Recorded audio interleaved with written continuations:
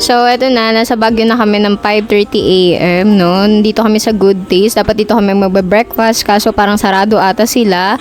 Kami pa naman yung una sa pila. Sayang yung punta namin, no? Ang tagal namin nakatayo dyan. So, ayan yung makeup kit ko.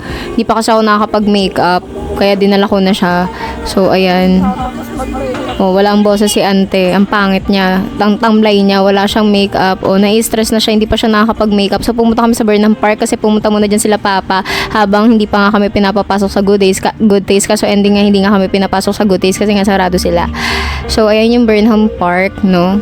And dyan na lang ako magme-makeup habang hinihintay sila. So, madali ang makeup to. So, ang ganda niya. Ang sarap mag-jogging. Ang sarap mag-date. Wala akong jowa, pero walang jowa. So, ayan, nag-makeup to si ante, mabilisan. And tara, may kulay na ang mukha niya. O, diba? Ang ganda ng makeup ko. Iba yung ano sa Baguio, te. Iba yung hangin sa Baguio. Nakaka-fresh siya. Kahit wala kang ligo. Tara. So, ayan, dyan na lang kami kumain sa may gotohan. Since sarado nga sa Good Taste. So, I rate the gotohan 0/10 out of 10. Kasi hindi siya masarap. Walang lasa, Diyos ko po. So, ayan, yan yung Burnham Park. Tapat na tapat lang. And then, ayan na, nagpumunta na kami sa Burnham Park. After kumain, di man lang ako nabusog.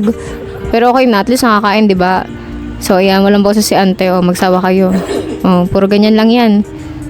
O, puro ganyan-ganyan lang yung mga vlog ko. Ha? Hindi ako nagsasalita sa mga vlog. Hi guys, nandito kami ngayon sa mga... Hindi ko kaya yun. Bahala kayo sa buhay nyo. Magtyaga kayo dyan. Excuse me. O, ayan, fountain, walang tubig. Ano yan?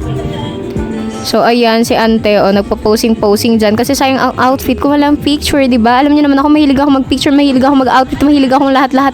Gusto ko maging model, gusto ko maging ganyan kasi hindi ako maganda kaya hindi ako nagiging model, charot. So, ayan, hanggang dyan na lang tayo. So, ito na, sa Burnham Park, yun yung Swan Lake ba yan? Ewan ko, basta yan, nagganyan si Papa yung nagsugwan sa amin, wala nang video. Ewan ko, hindi ko nasama, o basta yan na yun. O, tapos ayan, naglakad-lakad na naman ako, diba? Wala ko tapos ng lakad, alam mo sa vlog na to, puro lakad-lakad ko kasi wala nga. Sayang naman, diba? Ganun ka-confident. O, ayan, tignan nyo naman mukha ko, inverted. O, diba? Napakapangit niya.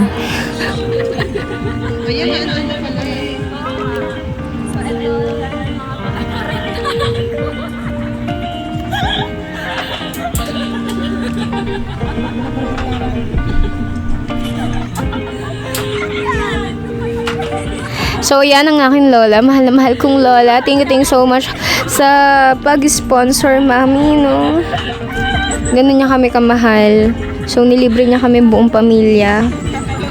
Lahat ng apo niya para makapunta sa Baguio. Actually, yung lolo ko hindi sumama. Kaya nga kami magbabagyo dahil sa kanya kasi hindi pa siya nakapunta rin sa Baguio. And same kami rin hindi pa nakakapunta. Kaso ayaw niya sumama. Baliw no? Siya nagyaya tapos hindi na sumama. Ketse yata si daddy. So, ayan na. Next na namin pupuntahan is the mansion and the right park kasi lagi siyang right, hindi siya left. So, ayan. Nagulat ako dito sa Baguio kasi halos magkakadikit lang pala yung destination or tourist spots. So, ayan yung SM Baguio. Malapit lang sa Burnham Park. So, nandito na kami sa The Mansion. Sa The Mansion, hindi na ako nag-video kasi wala namang kwenta doon. So, ayan na yung right park. Ay, wala pa pala. So, puro ganyan lang, no? Walang kwentang vlog. Ayan na yung right park. Maganda dyan mag-picture-picture, te. Alam mo, sa buong Baguio vlog, siguro naka 10,000 pictures ako. Charot.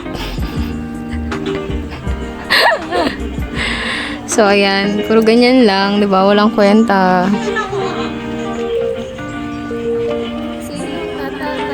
So, ayan si Janina tatae. So, buti sa Baguio, hindi man ako natatae every time na gumagala kami. Oh, ayan.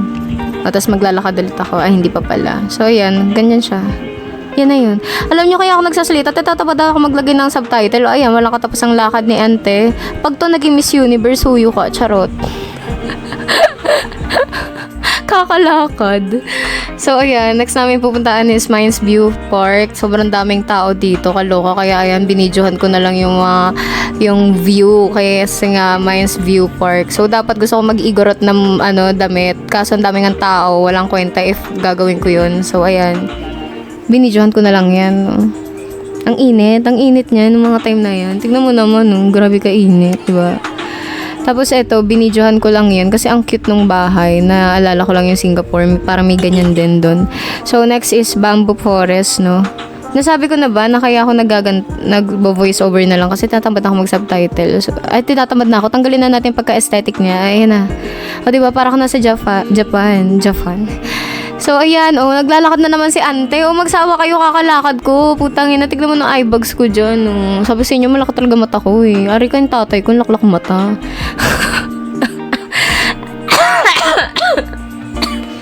So, ayan. O. Tapos, eto na. Kain ako taho. Tangan ng taho yan, 50 pesos, 60 pesos, discolor. Pero masarap naman siya ha. Akala ko hindi siya masarap, pero okay siya para sa akin. So, I rate it 10 out of 10. Pero hindi ko siya favorite, pero masarap siya, okay na. Si Jenny nga pala natatain nun. Ewan ko doon sa babae niya, lagi natatain. So, ayan, nasa Jollibee na kami. Diyan na kami nag-lunch. So, yan yung makeup ko, 'di ba? Meron pa rin panis. So, after namin mag-lunch, pumunta na kami sa aming tutuluyan. Nag-check-in na kami doon sa Transient House. Transient ba? Tama ba? Ewan ko sa inyo. Bala kayo dyan. So, ayan. Nadaanan din namin yung Sky Ranch. Tagaytay. Sky Ranch, Baguio. So, ayan yung view sa, sa pinagstayan namin. Grabe yung pinagstayan namin. Napaka-hagdante. Walang elevator. Hagdanin mo. Tapos, ayan. Natulog muna kami after noon. Tapos, ayan. Pagkagising ko, guys na ako kasi kakain kami ng dinner sa SM Baguio. So, ayan yung view ulit. Nasa double deck ako sa pangalawa. So, ayan na lang suot ko. Nagpalit na ako ng damit. Yung pamaba, hindi. Nag-jacket na lang. Tapos, ayan, nag-ayos na lahat. So, ayan yung view paggabi na, diba? Ang ganda. Ang ganda. Napakalamig. Diyos ko po, ang sarap. Kung gusto mo ng malamig talaga, dyan ka na sa Baguio. Pati siya lalamig sa'yo. Charot. So, ayan, hindi na ako nag-house tour. Kasi para saan pa? Ayoko ng mga typical vlog ng house tour, gato ganyan. Bala kayo dyan. Basta ako, iba ako. Yan na yun. Kung ano yun, yan na. Huwag na kayo mag-demand. Oh, so, ayan na. Pupunta na sa SM Baguio. So, nadaanan namin Session Road. Kasi nga, magkakalapit lang sila. So, sayang hindi ako na-picture ni Carl ba yun? Yung nagpipicture sa Session Road. Gusto ko nga ma-picture niya. Kaso hindi kasi pwede. Kasi nga, meron nga kaming tour guide. So, hindi ka pwede mag-stick kung saan. So, may allotted time lang kung anong oras kayo dito sa gantong lugar. So, ayan na. Sa SM Baguio na kami. Nalibutan namin buong SM Baguio. Wala kami makainan. Kasi napaka-arte ng lola ko. Hindi mo malaman kung sa kakain. Halos lahat ng kainan, ayaw niya. Alam niyo gusto niya, Filipino food lang lagi. So, ending, sa giligan na naman kami napunta, no? So, ayan, tulog si Josiah sa sila rin kasi naman naglaro yung dalawa, hindi natulog nung nagpahinga kami. Buti pa si Kael, kain lang na kain lang. Masaya na yan. Kain lang siya ng kain. Ayaw niya ako pansinin kasi busy siya sa Skyplex niya.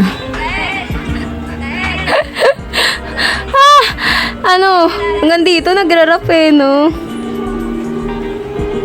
Nawala na yung pagka-aesthetic ng vlog. Sumasayo siya sa TikTok na yung ganun. Daw? So, ayan, sa Giligans, video bago hindi mabusog, bago hindi magustuhan yung pagkain. Hindi naman talaga kasi masarap eh. Wala mo lang ako nagustuhan sa mga pagkain kasi alam niyo na mapila ako sa pagkain. So, ayan, view sa Baguio, SM Baguio. Pampalubag loob. So, after niya, naglakad na kami papuntang Session Road. Night market, madadaanan Session Road muna, tapos night market. Naglakad na lang kami, hindi na kami nag-van para lang ma-experience yung Session Road. Tapos nagreklamo yung lola ko, ba't daw kami hindi sinundo ng van? Sabi ko, parang nga ma-experience natin yung Session Road. Kasi syempre matanda na, diba? Tamad na maglakad. So, ayan na, yung Session Road, ang ganda niya, para kang nasa Korea. Charo, akala mo nakapunta sa Korea, no? Pero ang ganda niya, promise, sobrang saya dito. And ayan na, night market, nag-ayos na sila. So, after nyan, pumunta muna kami sa van para idalhin yung mga bata doon bumili sa 7-Eleven. Tapos hindi ko na dinala yung cellphone ko. So, eto cellphone to ng tita ko. Kasi madami daw nagnakaw dyan. Ewan ko kung totoo. Basta yun. So, hindi na namin dinala just in case. Yung iba lang nagdala.